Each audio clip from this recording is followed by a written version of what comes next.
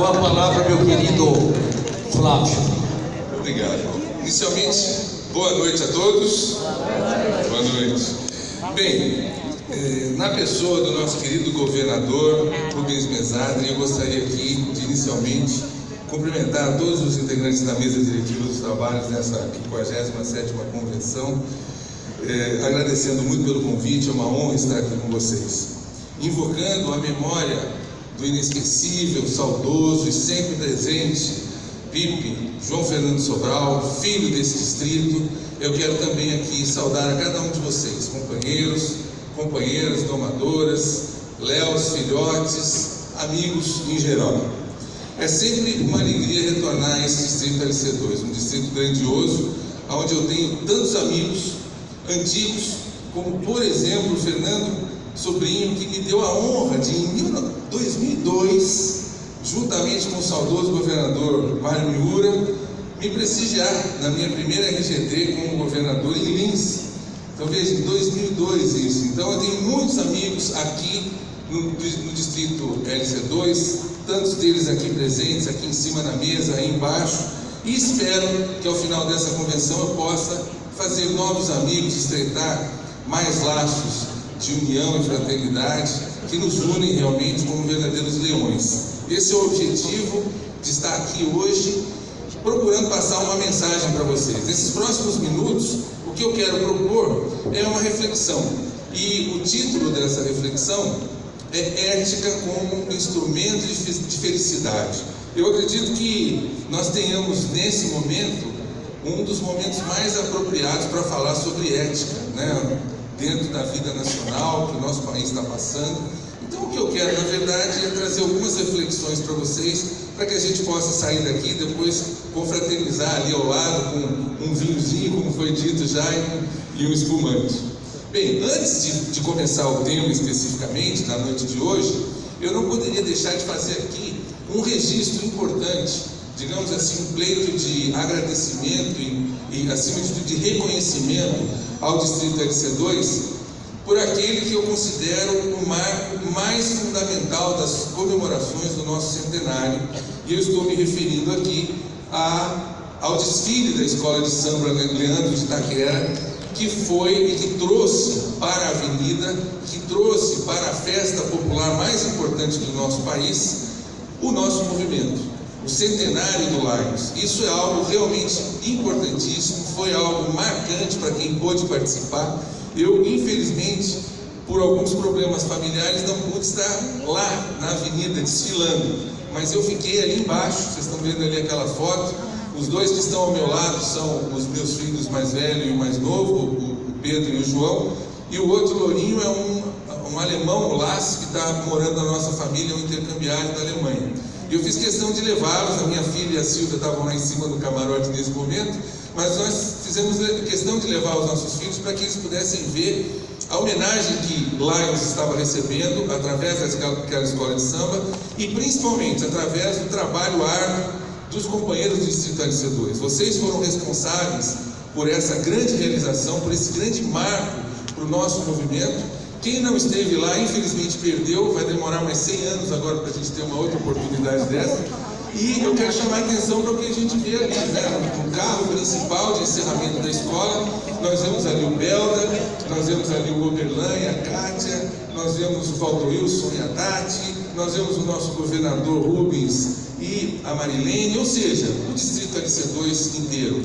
As lideranças de Lions, guiadas pelo Distrito LC2, fizeram com que nós tivéssemos, pode colocar aí, muito obrigado, com que nós tivéssemos um reconhecimento como nunca tivemos em nível nacional, no grande e famoso sambódromo do AMB. Podemos ver o nosso leonismo retratado na maior festa popular do Brasil.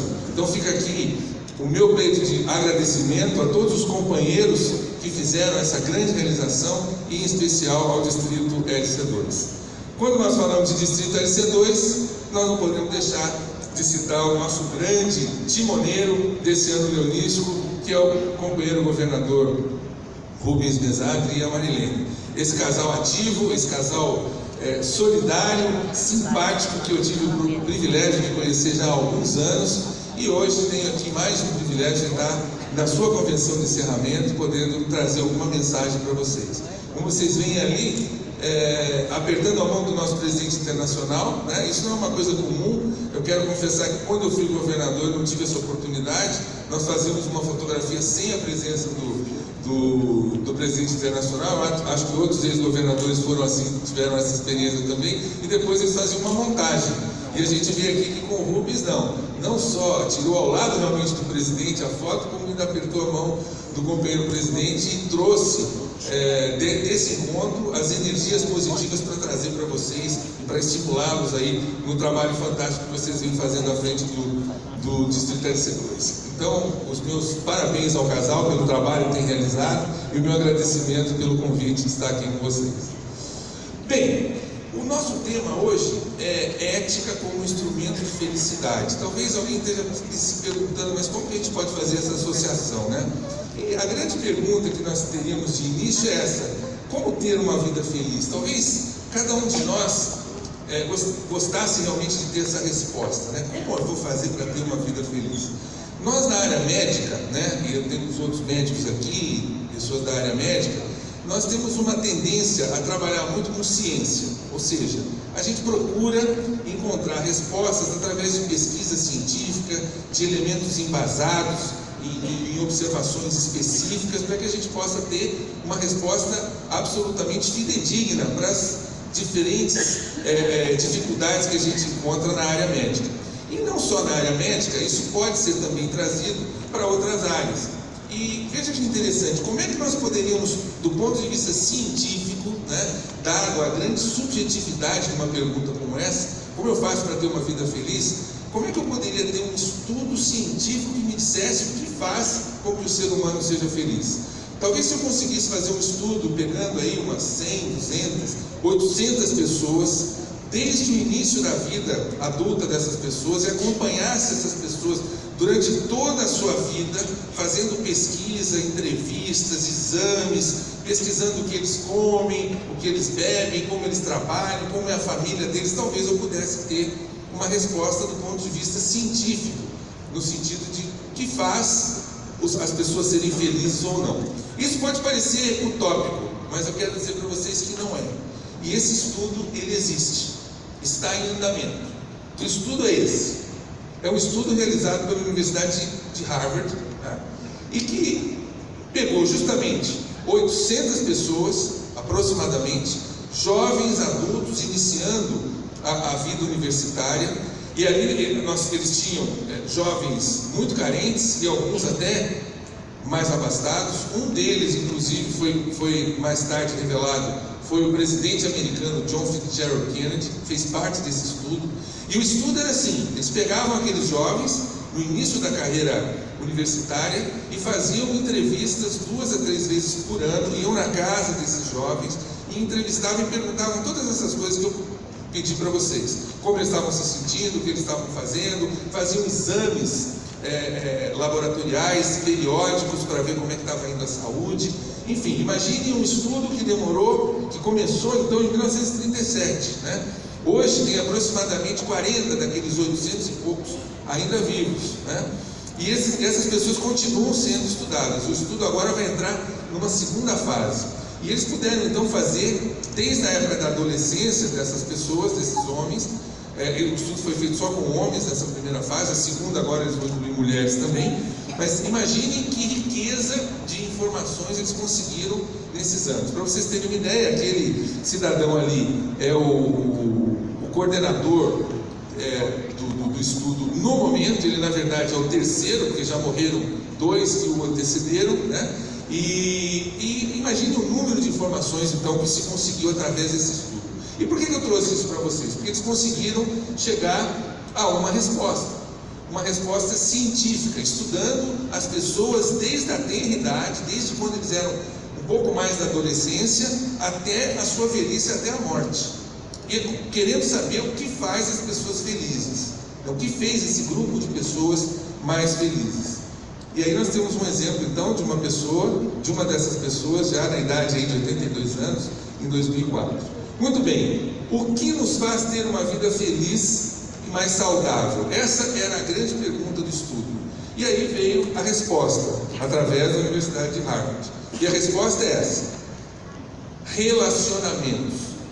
Então, pegando todas essas informações e trazendo como funil, se chegou à conclusão que o que faz, ou o que fez, ou o que não fez as pessoas felizes foi justamente a possibilidade de estreitar e ter muitos relacionamentos, ou a falta desses, né? Então, relacionamento foi a palavra-chave que nesse estudo, que foi conduzido de forma científica, ou seja, não é uma ilação, não é uma coisa subjetiva, se chegou à conclusão que o ser humano, para ser feliz, ele precisa de relacionamento. No final, não é dinheiro, não é carro, não é casa, não é status social, não é nada disso, é relacionamento.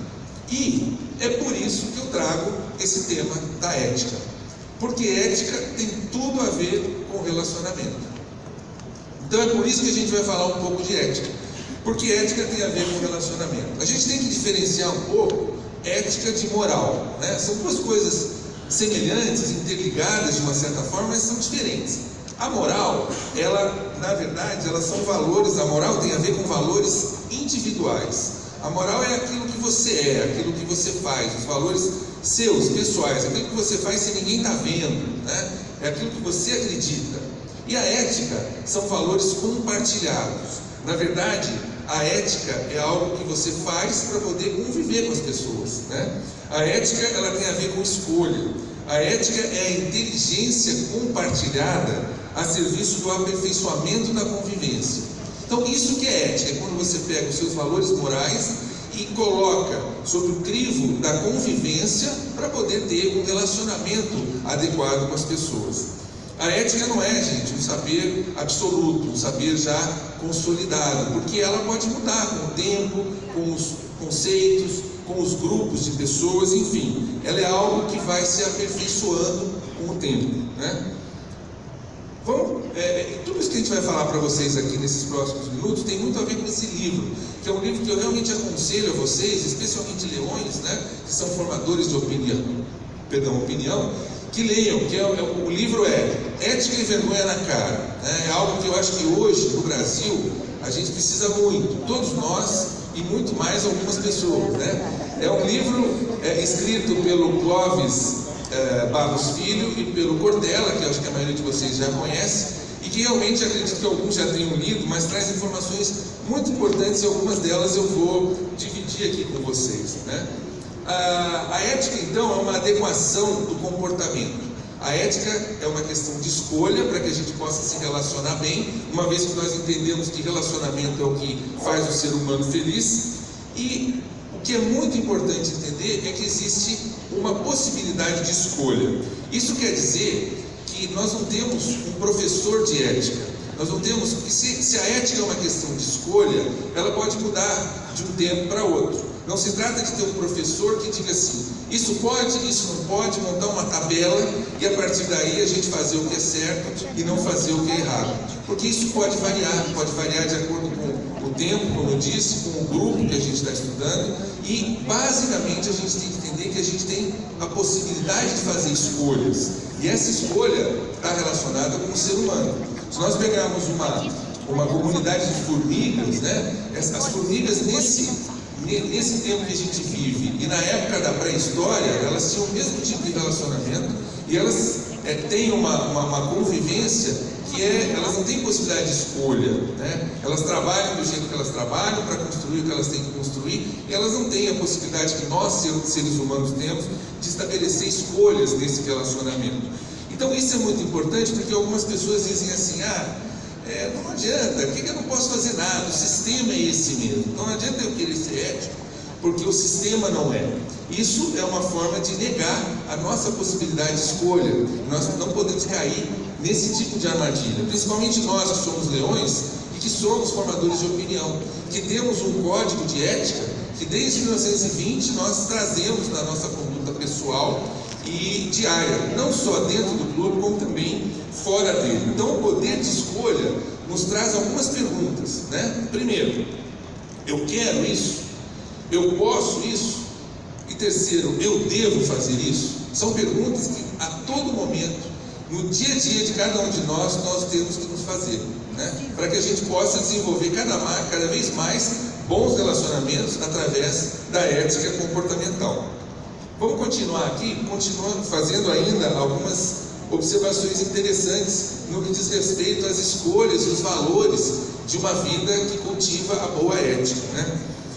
Escolher, gente, é atribuir valor. Quando você faz uma escolha de agir dessa ou daquela maneira, você está basicamente atribuindo valores. E o que é importante notar é que esses valores podem mudar. Por isso que nós não temos que ter uma ética muito fechada. Eu só ajo dessa forma, eu só faço isso. Não. A cada momento essas coisas podem mudar. E nós temos muitos exemplos disso, né?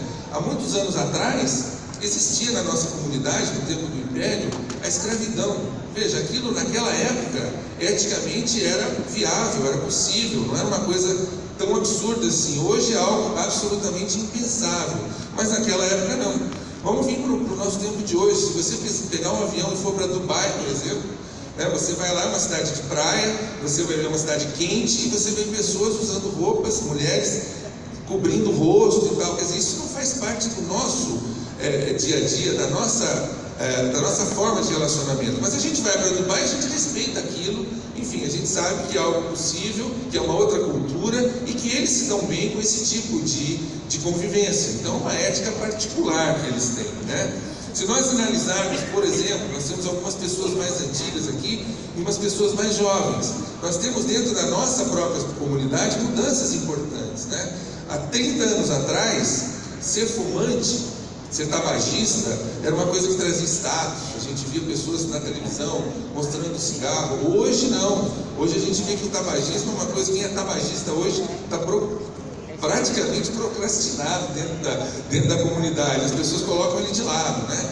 Por outro lado, a homossexualidade, que antigamente havia um preconceito enorme contra ela, hoje nós estamos adquirindo mais uma complacência com as pessoas homossexuais, justamente por uma mudança ética de valores que a própria comunidade vai adquirindo, né? Então aquela coisa que era antigamente muito ruim, hoje não é mais, aquilo que é hoje muito ruim não foi no passado. Enfim, nós temos que entender que essas mudanças acontecem e nós precisamos estar abertos para essas possibilidades. Isso é muito importante.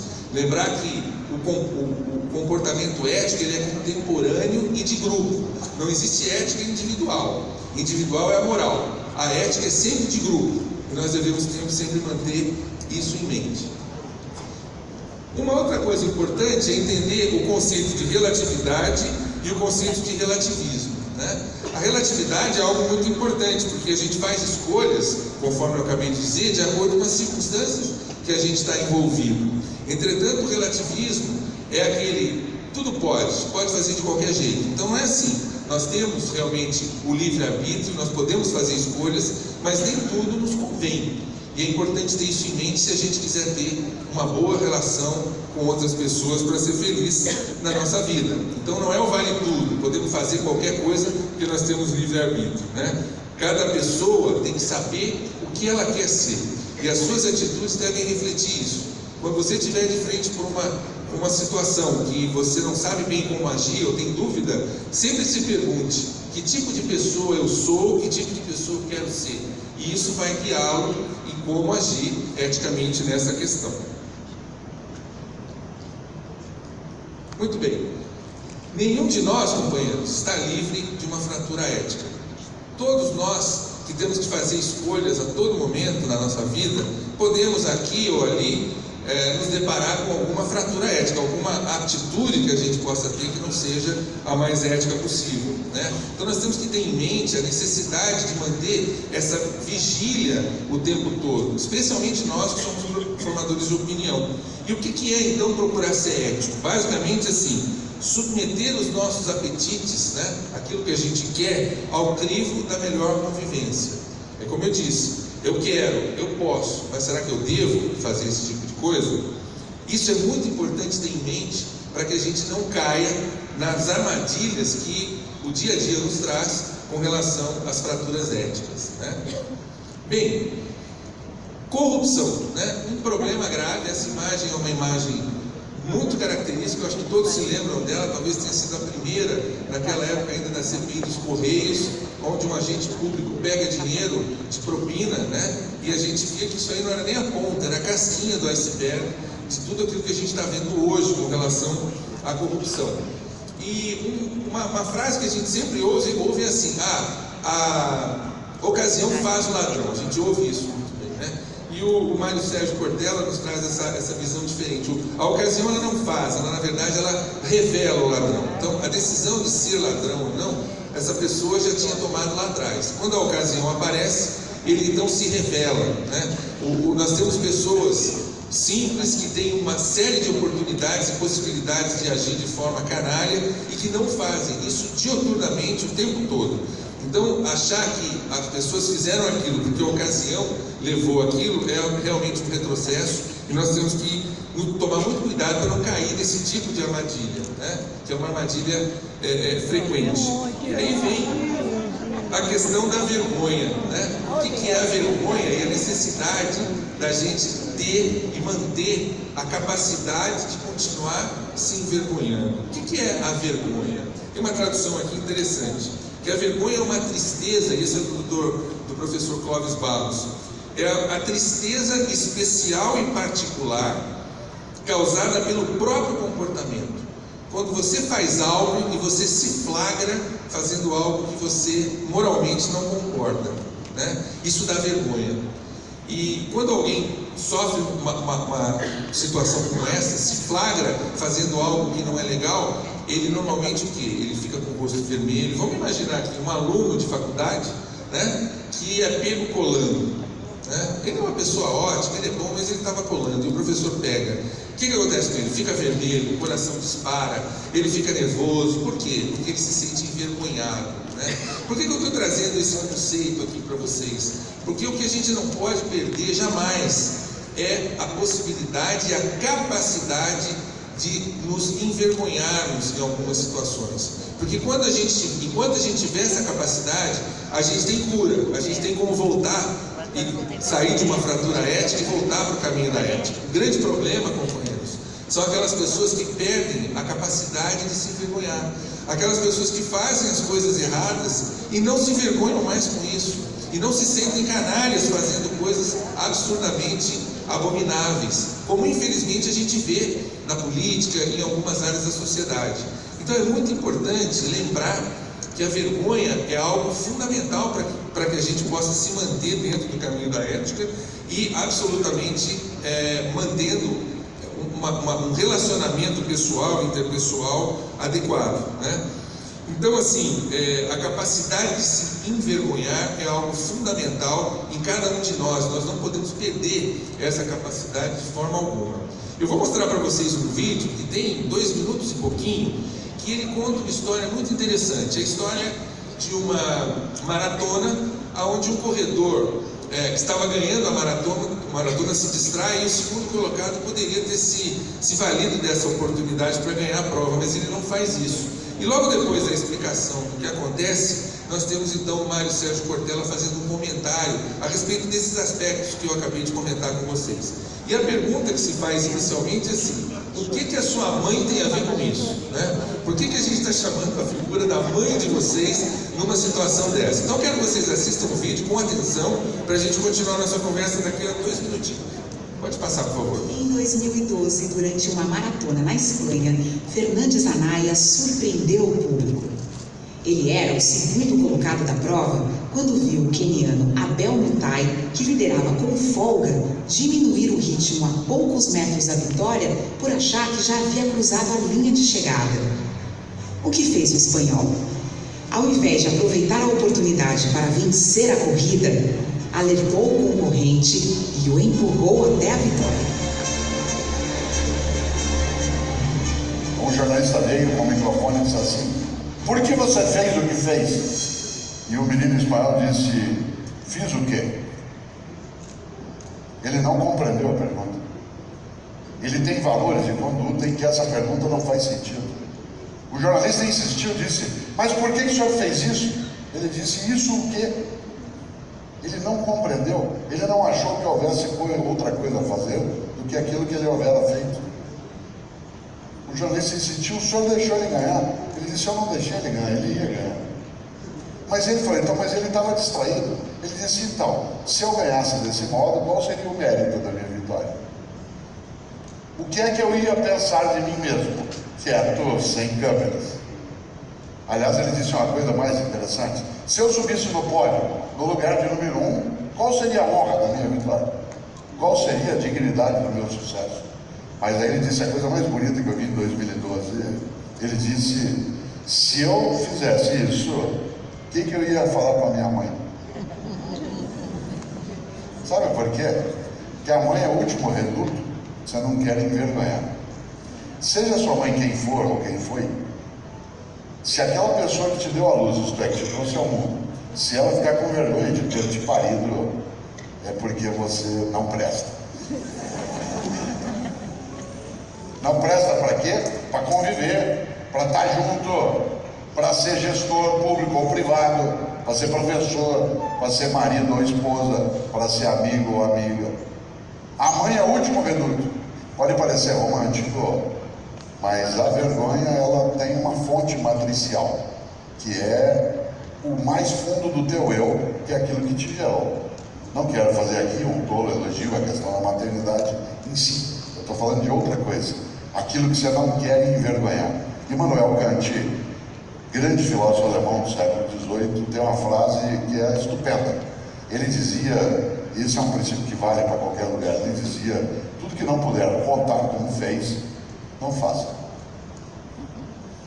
Tudo que não puder contar como fez, não faça. Porque se há razões para não contar, essas são as razões para não fazer. Claro que ele não está falando contra sigilo e privacidade. Ele está dizendo, tudo que não puder contar como fez. Porque se alguém ficar sabendo, você vai ficar com vergonha de ter feito. Então nem faça. Nesta hora, eu citei várias vezes algumas religiões, e lembro, talvez, daquela que para mim é a mais forte expressão ética que já vi, que aparece numa das cartas do apóstolo Paulo dos cristãos. Está lá no capítulo 6, versículo 12, o apóstolo dos cristãos escreveu, tudo me é lícito, mas nem tudo me convém. Isto é, eu posso fazer qualquer coisa, porque eu sou livre, mas eu não devo fazer qualquer coisa. O que eu não devo fazer? O que torna imunda a minha história, o que mancha a minha trajetória, o que agride a minha comunidade, o que envergonha a mim mesmo, o que entristece minha mãe. Quem concorda pode fazer parte. Gente, os formadores de opinião como nós, não apenas no Lions, mas na família, nós temos a obrigação de manter esse cuidado, essa cautela, essa vigília, porque essas coisas, essas fraturas éticas, elas acontecem de forma inicialmente pequenas e vão crescendo, e aí as pessoas acabam atingindo esse grau terrível de não conseguir mais identificar que eles estão fazendo alguma coisa errada. Por isso que é muito importante manter essa vigília, e isso é fundamental. Agora, não apenas fazendo alguma coisa, mas também não deixando de fazer aquilo que é importante. Nós temos aqui muitas pessoas que viajam, eu sei disso, e eu quero fazer uma pergunta aqui. Quem sabe o que é essa construção? Quem já esteve lá? Alguém lembra? Tenho certeza que tem gente que já visitou. Vou dar uma dica, isso aqui fica em Israel. Fica em Israel, tá? É uma construção que foi feita ainda na época de Cristo, e ela está em pé até hoje, tá? E essa construção é o aqueduto de Jerusalém, que faz com que a água chegue até a cidade e abasteça essa cidade.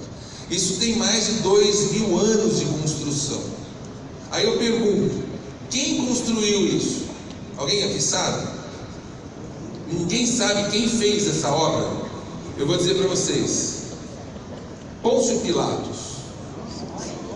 Alguém conhece Pôncio Pilatos aqui? Todo mundo. E vocês sabiam que Pôncio Pilatos construiu o aqueduto de Jerusalém? Não. Mas todo mundo sabia que Pôncio Pilatos fez o quê? Lavou as mãos, né? Então, talvez a omissão seja um dos maiores pecados. Pôncio Pilatos ficou reconhecido não pela construção do aqueduto que ele fez, mas pelo que ele deixou de fazer, quando ele lavou as mãos. E eu quero trazer essa importância para vocês em dois aspectos para a gente poder fechar nossa conversa. Um leonístico e um pessoal, tá? Leonístico, eu queria começar Mas antes disso, lembrar que Mahatma Gandhi dizia, especialmente nos momentos de crise, como é o momento que a gente está vivendo hoje na sociedade brasileira, se você quer uma comunidade diferente, uma sociedade diferente, seja o que você espera, seja você o que você espera da sua comunidade. Então, não se omita, seja aquilo que você espera na sua comunidade, né? Então, eu queria chamar a atenção para dois aspectos. Primeiro, um aspecto leonístico, que afinal de contas nós estamos aqui numa convenção de laicos, né? E depois, no fechamento, por um aspecto pessoal, nós já estamos chegando ao finalmente da nossa conversa. Nós estamos completando aqui, já completamos, estamos iniciando o 2º centenário do nosso movimento. E uma observação que a gente tem que fazer é que nós estamos encolhendo o nosso quadro associativo, infelizmente. O distrito LC2, não diferentemente de tantos outros distritos, passa por dificuldades de número de sócios, né? E nós não podemos nos omitir. Vocês não podem se omitir, né? E o que a gente pode então e quer trazer para vocês como possibilidades? O distrito, o governador, Lions Internacional oferece uma série de ferramentas para vocês, através do site, através dos assessores do distrito. Todas essas ferramentas podem ser úteis para que vocês possam melhorar o quadro associativo do clube, né? Aí eu pergunto, dentro da questão ali do Pôncio Pilatos, até que ponto você, e aí faço uma pergunta para o seu eu, né, interiormente, até que ponto eu estou meio que lavando as mãos com relação a esse problema grave do nosso movimento, e até que ponto eu estou efetivamente colaborando para resolver esse problema, né? Se você quer que o Lions cresça, o que você deve fazer? Em primeiro lugar, indique um novo sócio. Quando foi a última vez que você indicou um novo sócio? Pergunte para você mesmo, né? Será que eu poderia estar indicando alguém? Será que não tem ninguém na sua rua, no seu clube, na sua igreja, no seu trabalho, na sua família que você possa indicar para o seu clube? Né? Nós temos um problema de número de sócios. Imagine se cada um de nós que estamos aqui hoje, talvez 500 pessoas na convenção, ou até mais, nós possamos colocar um sócio novo no distrito LC2. Nós vamos ter um salto enorme de associados, não por um número, mas para ter cada associado trazendo 2 mãos a mais para trabalhar por todas as campanhas e movimentos que nós fazemos no leonismo, né? Se você tiver dificuldade de colocar um novo sócio, né, recupere um sócio fraco, que vai sair, que está para sair. Essa é uma excelente atitude que você pode fazer também. Porque quer que você tenha aquele sócio que a gente sabe que vai sair, é uma questão de tempo. Talvez 1 mês, 2 meses, 3 meses, ele vai sair do movimento. Será que você, pergunte para você mesmo, será que você tem feito alguma coisa nesse sentido? No seu clube, aquele companheiro, às vezes até um afiliado seu. Será que você está fazendo alguma coisa para fazer com que esse sócio se fortaleça e volte a ficar ativo no movimento? Então, esse tipo de pergunta nós precisamos fazer a nós mesmos. E nós temos que compartilhar boas práticas. E quando é o melhor momento para fazer isso? Aqui na convenção. Nós temos um governador que traz uma campanha para vocês de aumento de sócios, indique um novo sócio, fortaleça um sócio fraco, indique um membro da família, traga uma mulher ou a sua própria mulher, esposa, domadora como companheira, e aí você tem que se perguntar, até que ponto eu estou fazendo a minha parte? Ou até que ponto eu estou dando uma de Pôncio Pilatos e lavando as minhas mãos? Lembre-se, a omissão talvez seja um dos piores pecados que nós podemos cometer. E o Lions precisa de cada um de vocês. É para isso que nós estamos aqui na convenção. E é para isso que nós estamos aqui, para trocar informação, para discutir boas práticas, para trocar experiências e fazer com que o nosso movimento cresça cada vez mais através de cada um dos nossos clubes, ok? Em segundo lugar, eu quero trazer um outro aspecto para vocês, que é um aspecto mais do ponto de vista pessoal. E aí eu quero perguntar, os mais antigos vão se lembrar, os mais jovens talvez não. Todo mundo sabe quem é esse jogador da seleção brasileira? O canhotinha de ouro? Como é o nome dele? É o Gerson, né? Gerson. Eu quero dizer para vocês que o Gerson talvez tenha sido, represente uma das piores coisas que nós temos no nosso país, que é a questão do jeitinho brasileiro, da lei de Gerson, de levar vantagem. Por que isso aconteceu? Veja como antigamente as coisas eram contraditórias para os dias de hoje, né? Um atleta fazendo propaganda de cigarro, né? É uma coisa absurda. Hoje a gente ainda tem atleta fazendo propaganda de cerveja, mas de cigarro é muito complicado, né? Hoje não tem mais isso, mas tinha. Quer dizer, o Gerson, ele fez uma campanha e que foi extremamente infeliz nessa campanha, porque ele dizia, não sei se vocês lembram, com aquele sotaque de carioca, né? Leve vantagem você também, né? Vila Rica, leve vantagem, eu gosto de levar vantagem, você gosta de levar vantagem. E isso marcou muito na comunidade brasileira, porque infelizmente existem muitas pessoas que gostam de levar vantagem, né? E isso então virou a famigerada lei de Gerson, que trata do oportunismo, das pessoas que se veem em situações de oportunismo, de levar vantagens e esquecem-se do relacionamento ético, esquecem-se dos seus preceitos morais e tendo em vista uma situação cotidiana, acabam infringindo e cometendo fraturas éticas, que é uma coisa muito, muito ruim. E os bombeiros, gente, eles lembram que um grande incêndio, um incêndio que destruiu Roma, por exemplo, ele não começou grande, ele começou muito pequeno, né? Ele começou com uma faíscazinha, e ele foi crescendo, crescendo, crescendo, crescendo, e é isso que acontece com as infrações éticas, com as fraturas éticas nas pessoas, até se tornarem algumas pessoas que nós vemos hoje em dia dando entrevista na televisão, e a gente fala, meu Deus do céu, ele nem fica vermelho quando ele fala isso, ele perdeu a capacidade de entender que ele está mentindo, de entender que ele está falando uma inverdade, e nós não podemos cair nessa mesma armadilha, porque às vezes as coisas começam pequenininhas, mas se tornam muito grandiosas. E eu quero dar alguns exemplos para vocês, né? Então o oportunismo pode começar naquela pessoa que está no trabalho e tem que ir para a faculdade e precisa de alguns xerox ali, e tem uma máquina de xerox. Então ela vai e faz o xerox com a máquina da empresa, né? Que não é para aquilo, para uma coisa pessoal dela, né? Afinal de contas, essa infração foi muito pequenininha, porque é 50 centavos um xerox. Então, poxa vida, não tem problema. Será que não tem mesmo?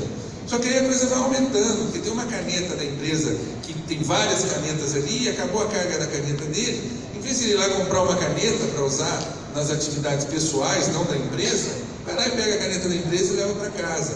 Ah, mas custa só R$5 uma caneta dessa, não tem problema nenhum. Aí ele vai trabalhar pela empresa, ele precisa trazer a nota do almoço, e ele eventualmente comeu um sanduíchezinho lá de R$15, mas a possibilidade é que ele gastasse, por exemplo, R$40, e ele então pega uma nota de R$25 a mais e apresenta para receber aquela nota.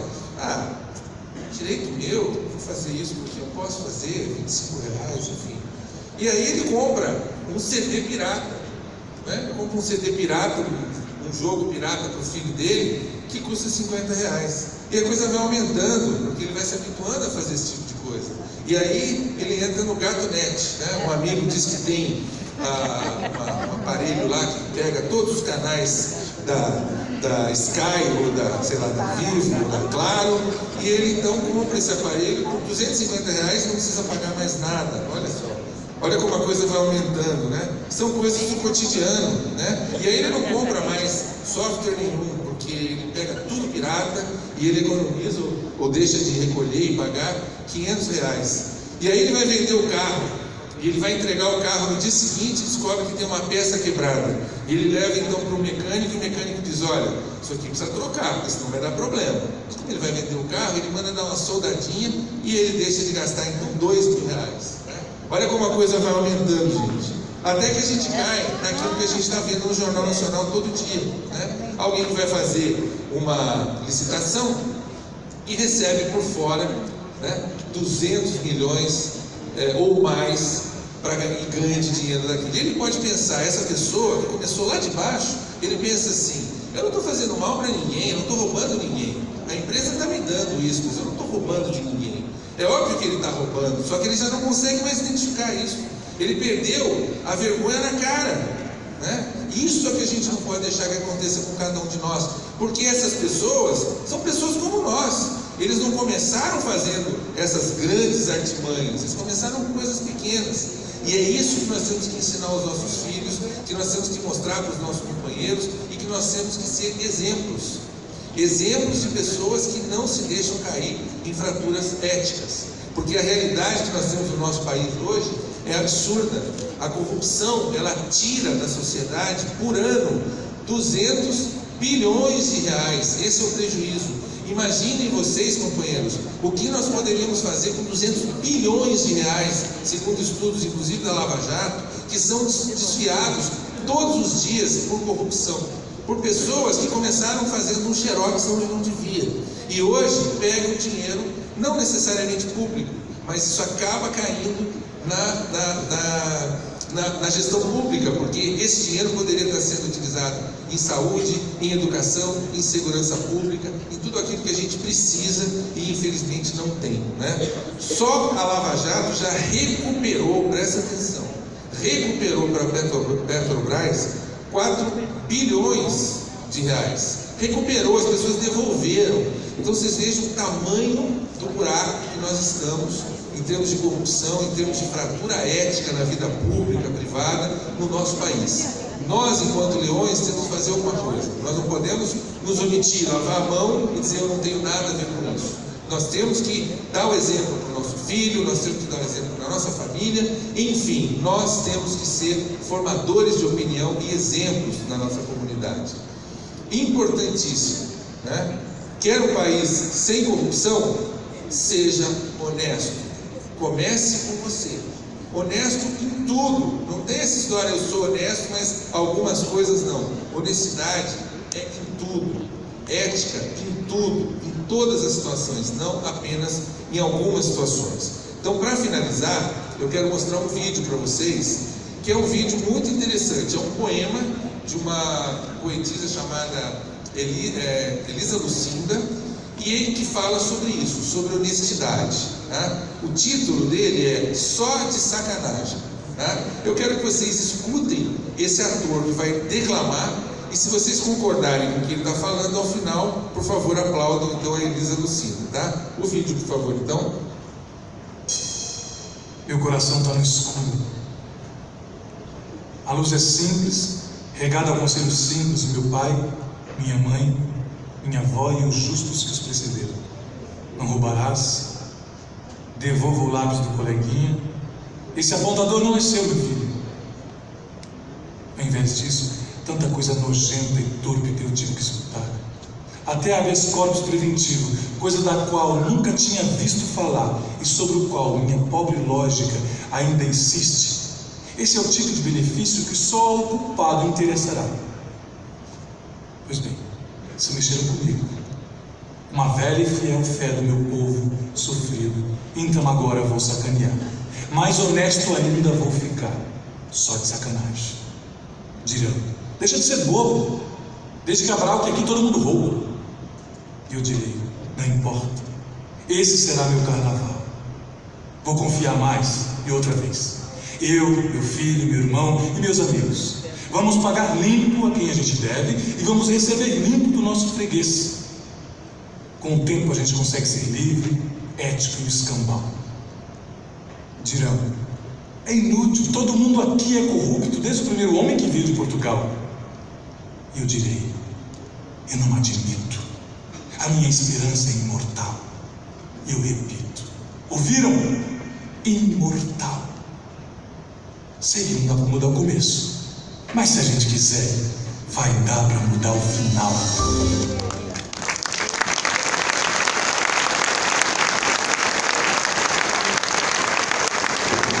Bom, gente, eu acho que especialmente nos dias que a gente vive no Brasil, essas reflexões sobre ética, sobre moral, sobre conduta, sobre relacionamento, são sempre fundamentais. Que a gente continue discutindo isso nos nossos clubes, que a gente discuta isso nas nossas casas, nos nossos grupos, e que a gente não se deixe levar por essas fraturas éticas que podem ser extremamente comprometedoras para uma sociedade em geral. Para terminar, eu quero pedir para todo mundo ficar de pé, está todo mundo sentado há muito tempo, e nós vamos terminar com uma música. Mas veja, é uma música que todo mundo vai cantar. Não pensem vocês que eu vou ficar dando show aqui, não. Vocês vão cantar, junto com os artistas que vão cantar. É uma música muito simples, mas uma música que traz um pouco dessa mensagem e que, o melhor de tudo, todos vocês sabem a letra. Eu garanto, todos, sem exceção. E quem não souber, ainda está escrito ali para vocês acompanharem. E o que eu quero é que vocês cantem essa música junto comigo. Eu vou andar um pouco no meio de vocês aí e que a gente possa gerar uma energia positiva nesse aspecto, no aspecto do relacionamento, no aspecto da ética, da moral, no aspecto do exemplo que cada um de nós, leões, pode e deve dar para a nossa família, para a nossa comunidade, para o nosso movimento. Então eu vou pedir para que toque então a música, pode começar, e quero ver o coro do distrito LC2. Vamos ver aí. Esse ano quero paz.